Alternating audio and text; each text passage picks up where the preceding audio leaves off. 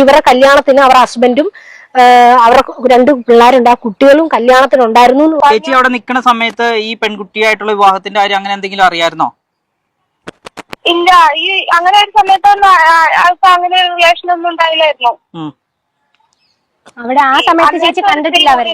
അന്നേരത്തെ അവരുടെ വൈഫാണെന്ന് പറഞ്ഞുകൊണ്ട് എന്നെ വേറൊരു ചേച്ചിനെ പരിചയപ്പെടുത്തിയത്.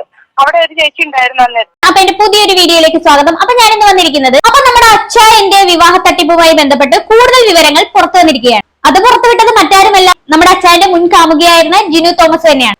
നമുക്കറിയാം, ഈ പറയുന്ന അച്ചായന്റെ കല്യാണം ഈ അടുത്ത് നടന്നിട്ടുണ്ടായിരുന്നു.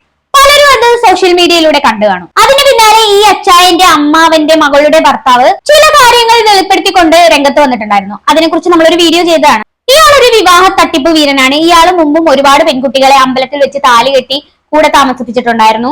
ഒരുപാട് പെണ്ണുങ്ങളെ ഇയാൾ പറ്റിച്ചിട്ടുണ്ടെന്നൊക്കെ പറഞ്ഞിട്ട് രംഗത്ത് വന്നിരുന്നു. എന്നാലും നമ്മൾ ആ വോയിസ് ഒക്കെ പുറത്തുവിട്ടിട്ടുണ്ടായിരുന്നു. അത് കഴിഞ്ഞതിന് ശേഷം നമ്മുടെ ഈ അച്ചായന്റെ മുൻ കാമുകിയായിട്ടുള്ള ജിനു തോമസും ഈ കുറെ കാര്യങ്ങളൊക്കെ പറഞ്ഞ് അച്ചായന്റെ കുറെ കാര്യങ്ങളൊക്കെ പറഞ്ഞ് രംഗത്ത് വന്നിട്ടുണ്ടായിരുന്നു. ഈ ഓൺലൈൻ മലയാളം എന്റർടൈൻമെന്റ് ചാനൽ എന്ന് പറയുന്ന ആ ഒരു ഓരോ 3-4 പാർട്ടായിട്ടാണ് ആ ഒരു ഇന്റർവ്യൂ കൊടുത്തിരിക്കുന്നത്. അത്രയും കാര്യങ്ങൾ അച്ചായനെ കുറിച്ച് അവർ പറയുന്നുണ്ട്. അതിന്റെ തേർഡ് പാർട്ടിൽ കുറച്ച് കാര്യങ്ങൾ അധികം പറയുന്നുണ്ട് അച്ചായനെ. നമുക്ക് എന്തായാലും ഒന്ന് കണ്ടുനോക്കാം. കുറെ പേര് പറയുന്നു ആലുവയിൽ വീടെന്ന്, ചിലർ പറയുന്നു കോട്ടയത്ത് വീടെന്ന് പറയുന്നു. ഇവരെ കല്യാണത്തിന് അവർ ഹസ്ബൻഡും അവരെ 2 പിള്ളേരുണ്ട്. ആ കുട്ടികളും കല്യാണത്തിനുണ്ടായിരുന്നു എന്ന് പറയുന്നു. ഇപ്പൊ 2 കുട്ടികളും ഹസ്ബൻഡുമായിട്ടാണ് ഇപ്പൊ കല്യാണത്തിന് വന്നതെന്ന് പറഞ്ഞു. ഇപ്പൊ കല്യാണം കഴിച്ചിരിക്കുന്ന കുട്ടികളുടെ അതാരാണ് പറഞ്ഞിരിക്കുന്നത്? ഈ പുള്ളിക്കാരൻ കെട്ടിരിക്കുന്ന പുള്ളിക്കാരിയുടെ തന്നെ എന്റെ അടുത്ത് ഇതുപോലെ എന്റെ ഒരു ഫ്രണ്ട് പറഞ്ഞതാണ്. എനിക്ക് പേഴ്സണലി അറിയുന്ന ഒരു ഫ്രണ്ട് ഇങ്ങനെ പറഞ്ഞതാണ്. പിന്നെ ഇവന് കുറെ അടി കൊടുത്ത ടീംസ് ഉണ്ട് ട്രിവാൻഡ്രത്ത്. അതെന്റെ ക്ലോസ് ഫ്രണ്ട്സ് ഉണ്ട് കുറച്ച് പേര്. അവരും പറഞ്ഞതാണ് അല്ലേ? ഇത് ആരെ കുറിച്ചാ പറഞ്ഞതെന്ന് മനസ്സിലായോ? അച്ചായൻ ഇപ്പൊ കെട്ടിയ പെണ്ണിനെ കുറിച്ചാണ്. അപ്പൊ ജിനു അവിടെ പറഞ്ഞു വെക്കുന്നത് ആ പെണ്ണിന് വേറെ ഭർത്താവും കുഞ്ഞും ഒക്കെ ഉണ്ടെന്നാണ് പറയുന്നത്. ആ പെൺകുട്ടിയുടെ പേരെന്തോ ആതിരയെന്നോ കണ്ടാണ്. 25 വയസ്സിന് താഴെ കണ്ട് ആ പുള്ളിക്കാരിക്ക് പ്രായമുള്ളൂ. അവരെ കുറിച്ചാണ് ഇപ്പോൾ ജിനു ഇങ്ങനെ ഒരു ആരോപണം ഉന്നയിക്കുന്നത്. അതും വളരെ ഗുരുതരമായിട്ടുള്ള ആരോപണം തന്നെയാണ്. ഒരു ഭർത്താവും കുഞ്ഞും ഉണ്ടായിരിക്കെ തന്നെ മറ്റൊരുത്തനെ വിവാഹം കഴിക്കുക എന്നത് ശരിക്കും പറഞ്ഞ ഒരു അവിഹിത ആരോപണം തന്നെയാണ്.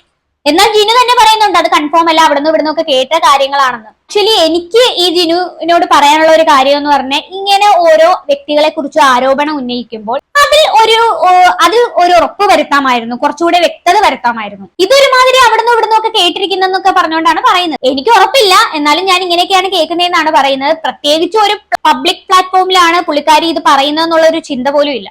ഒരാളെ കുറിച്ച് ഇങ്ങനെ ഇതുപോലുള്ള ആരോപണങ്ങൾ ഉന്നയിക്കുമ്പോൾ ഒരു ഉറപ്പ് വരുത്താതെ പറയുന്നത് അത്ര ശരിയല്ല. ഇപ്പൊ ജിനുവിനെ സംബന്ധിച്ചിടത്തോളം അച്ചായനെ കുറിച്ച് എന്തും പറയാം പുള്ളിക്കാരിക്ക്. കാരണം കുറച്ചു കാലം അയാളുടെ കൂടെ അയാളുടെ വീട്ടിൽ പോയി താമസിച്ച ഒരാളാണ് ജിനു. സ്വാഭാവികമായിട്ടും അയാളിൽ നിന്നുള്ള അനുഭവം എന്ന നിലയ്ക്ക് ജിനു പറയുന്ന കാര്യങ്ങൾ കുറെയൊക്കെ നമുക്ക് വിശ്വസിക്കാൻ പറ്റും. പക്ഷെ അതുപോലെയാണോ അച്ചായൻ ഇപ്പൊ കല്യാണം കഴിച്ചിരിക്കുന്ന ആതിര എന്ന പെൺകുട്ടിയുടെ അവസ്ഥ? അവളെ കുറിച്ച് ജിനുവിന് ഒരു അറിവ് പോലും ഇല്ല. എന്നിട്ടും ഇങ്ങനെ ഒരു അറിവ് പോലും ഇല്ലാഞ്ഞിട്ടും പുള്ളിക്കാരിനെ കുറിച്ച് ഇങ്ങനെയുള്ള ആരോപണങ്ങൾ ഉന്നയിക്കുന്നത് ശരിയായ കാര്യമല്ല. എന്റെ അഭിപ്രായം ഇത് വേണ്ടായിരുന്നു എന്ന് തന്നെയാണ്. അപ്പൊ ജിനു ഇപ്പൊ പറയുന്ന കാര്യം അഥവാ ശരിയാണെങ്കിൽ, അതായത് ഒരു ഭർത്താവും കുട്ടിയും ഉള്ള ഒരാളാണ് ആതിര എങ്കിൽ, എന്നിട്ട് ഇപ്പൊ അച്ചായനെ കല്യാണം കഴിച്ചതെങ്കിൽ അത് മുഖവിലേക്ക് എടുക്കപ്പെടേണ്ടത് തന്നെയാണ്. ജിനു ഇവിടെ ഒരു കാര്യം പറയുന്നുണ്ടല്ലോ, ഈ പറയുന്ന ആതിരയുടെ ഭർത്താവും കുഞ്ഞും ആതിര അച്ചായനെ കല്യാണം കഴിക്കുന്ന സമയത്ത് ആ വേദിയിൽ ഉണ്ടായിരുന്നു എന്ന്. എനിക്ക് തോന്നുന്നില്ല അങ്ങനെയൊക്കെ സംഭവിക്കുമെന്ന്. പ്രത്യേകിച്ച് കുട്ടിക്കളി മാറാത്ത ഒരു ഭാര്യ മറ്റൊരുത്തനെ കെട്ടുന്ന ആ ഒരു വേദി ഇങ്ങനെയൊക്കെ നടക്കുമെന്ന് എനിക്ക് തോന്നുന്നില്ല. എന്തായാലും സത്യം പുറത്തു വരട്ടെ അല്ലെ? ഈ പറയുന്ന അച്ചായന്റെ വീട്ടിൽ കുറച്ച് ദിവസങ്ങൾക്ക് മുമ്പ് ഹോം നേഴ്സ് ആയിട്ട് ഒരു യുവതി ജോലി ചെയ്യുന്നുണ്ടായിരുന്നു. നമുക്കറിയാം അച്ചായന്റെ അമ്മയ്ക്ക് തീരെ സുഖമില്ല. അവരെ പരിചരിക്കാനായിട്ടായിരുന്നു യഥാർത്ഥത്തിൽ ആ ഹോം നേഴ്സ് അവിടെ വന്നത്.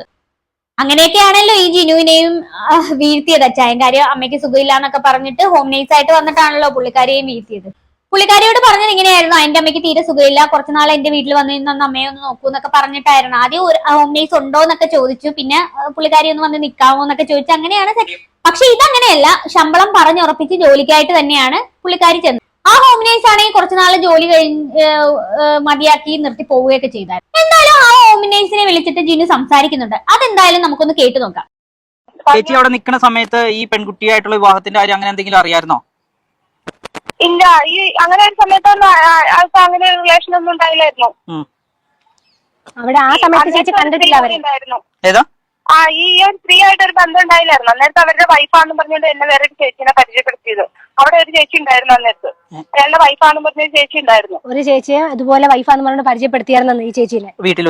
അവിടെ ഉണ്ടായിരുന്നു ഒരു ചേച്ചി വൈഫാന്ന് പറഞ്ഞ അവിടെ ഉണ്ടായിരുന്നു. അപ്പൊ എന്നോട് പറഞ്ഞു. അപ്പൊ ഇങ്ങനെ ഇരിക്കുന്നു പറഞ്ഞത് മനസ്സിലായോ? പുള്ളിക്കാരി ആ പുള്ളിക്കാരി ആ വീട്ടിൽ ജോലിക്ക് കയറിയ സമയത്ത് അവിടെ മറ്റൊരു പെൺകുട്ടി ഉണ്ടായിരുന്നു. അവരെ വൈഫാണെന്ന് പറഞ്ഞാണ് അച്ചായൻ ഈ ഹോം നേഴ്സിനെ പരിചയപ്പെടുത്തി കൊടുത്തത്. അല്ല, എനിക്കിത് കേട്ടിട്ട് വലിയ പുതുമയൊന്നും തോന്നുന്നില്ല.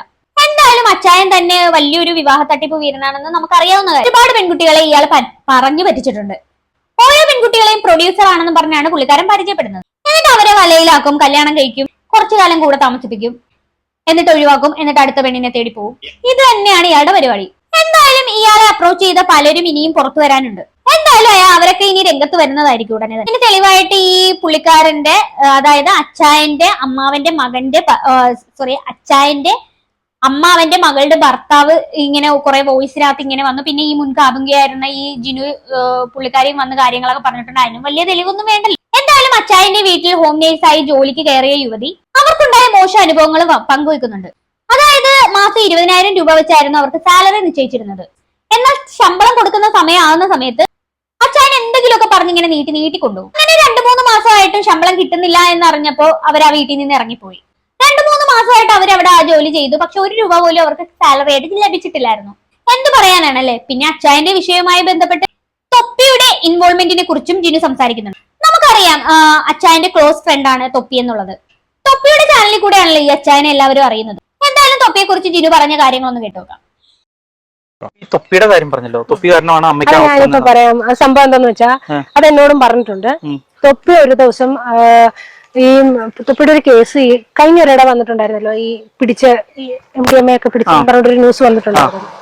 അപ്പൊ ഈ സമയത്ത് പുള്ളിക്കാരന് വയനാട് പോകാനായിട്ട് നിൽക്കുമായിരുന്നു.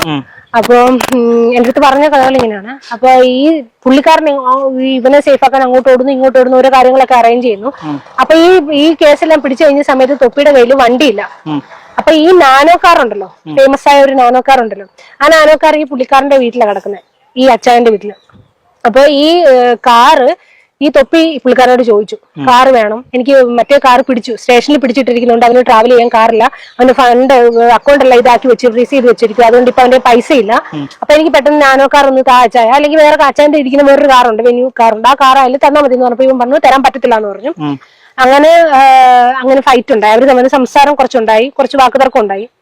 അങ്ങനെ ഈ തൊപ്പി രാത്രിയില് അങ്ങാണ്ട് വെളുപ്പിനെ 2 മണിക്ക് അങ്ങാണ്ട് ഈ ഇവരെ വീട്ടിൽ ചെന്ന സമയത്ത് ബെല്ലടിച്ചു. 1, 2, 3 അങ്ങാണ്ട് അടിച്ചിട്ട് അനക്കമില്ലാഞ്ഞിട്ട് ഇവൻ കണ്ടിന്യൂ ഇങ്ങനെ അടിച്ചുകൊണ്ടിരുന്നു. അവന്റെ പ്രഷർ കാരണം അവന് വേറെ വണ്ടി ഇല്ലാത്തതുകൊണ്ട് ആ ഒരു ടെൻഷനിൽ ഇങ്ങനെ കിടന്ന് അടിച്ച്.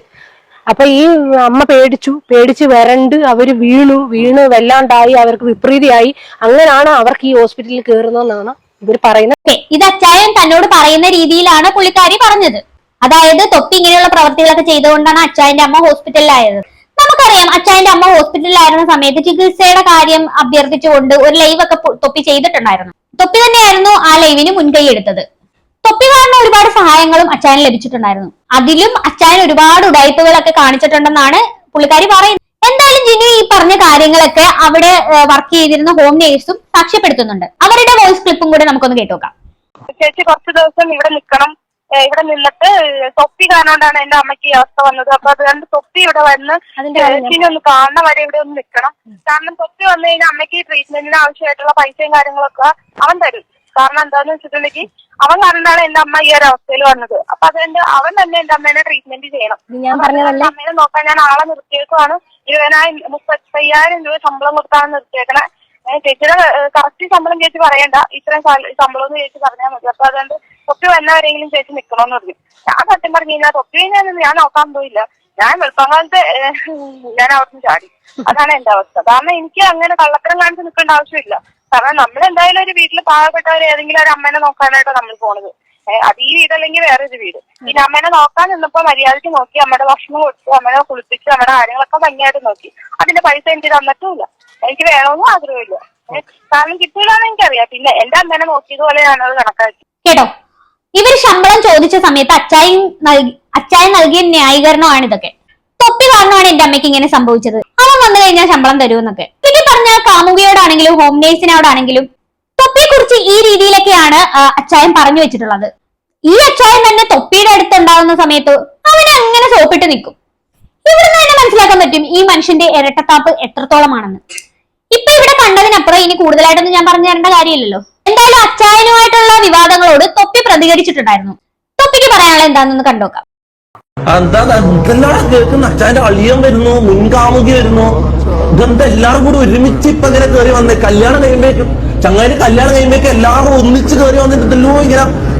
നമുക്കൊന്നും പറയാൻ പറ്റില്ല. ഓക്കെ, ഞാൻ ഒറ്റ കാര്യം, ഞാൻ ഈ ലൈവ് തുടങ്ങുന്നതിന് മുമ്പ് ഉറപ്പിച്ചൊരു കാര്യമാണ്, അച്ചായന്റെ ആ കോൺട്രവേഴ്സിയിൽ ഞാൻ ഒന്നും പറയില്ല. അച്ചായനോട് പറഞ്ഞിട്ടുണ്ട് ഞാൻ ഇതിൽ ഒന്നും പറയില്ല. എനിക്ക് സത്യാവസ്ഥ അറിയില്ല. സത്യാവസ്ഥ എന്താണെന്ന് വെച്ചാൽ അച്ചായ നിങ്ങൾ തന്നെ ആൾക്കാരോട് പറഞ്ഞോ, നിങ്ങൾ തന്നെ ഇന്റർവ്യൂ എടുത്തിട്ടോ വീഡിയോ എടുത്തിട്ടോ കാര്യങ്ങൾ പറഞ്ഞോ. എനിക്ക് ഈ ഫാമിലി പ്രോബ്ലത്തിന്റെ ഇടയ്ക്ക് എനിക്ക് ഇരിക്കാൻ ഇഷ്ടമല്ല. ഓക്കെ, അതില് തലയിടാനോ അതില് ഒരു പാർട്ടാനോ എനിക്ക് ഇഷ്ടമല്ല. ഓക്കെ, എനക്ക് പരിചയമാണെന്ന് വെച്ചാൽ അച്ചായൻ എന്ന് പറഞ്ഞ ക്യാരക്ടറാണ്. ഓക്കെ, ഈ സോജൻ എന്ന് പറഞ്ഞ ആൾക്കാണ് ഈ ഫാമിലി ഓരോ ഫാമിലിയിലാണ് ഇതെല്ലാം നടക്കുന്നത്. അത് എനിക്ക് അറിയില്ല. ഈ അച്ചായൻ ഉള്ള പേര് ഞാൻ ചങ്ങായിക്ക് ഞാൻ ഇട്ടാണ് അച്ചായൻ എന്നുള്ള പേര്.